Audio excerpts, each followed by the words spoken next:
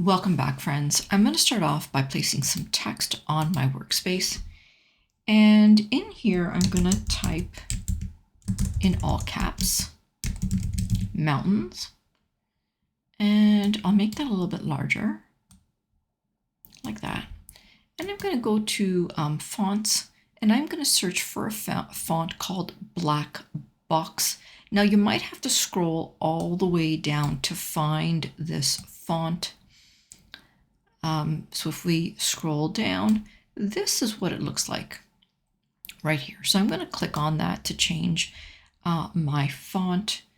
And I'm just going to make this a little bit smaller just so I can get all those letters in there. And let me make that a little bit larger so that it fits the whole width of my page.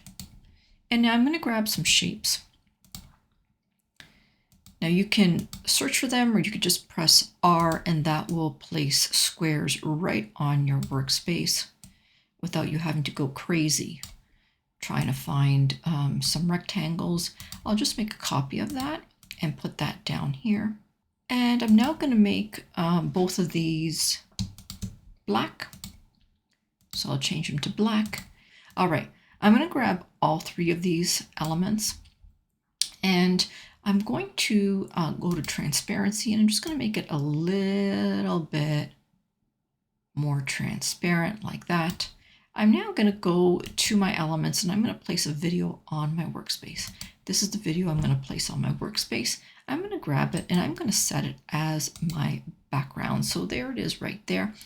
Let's take a look and see what that looks like now.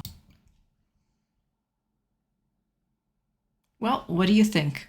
Is this a yes or a no? Let me know in the comments.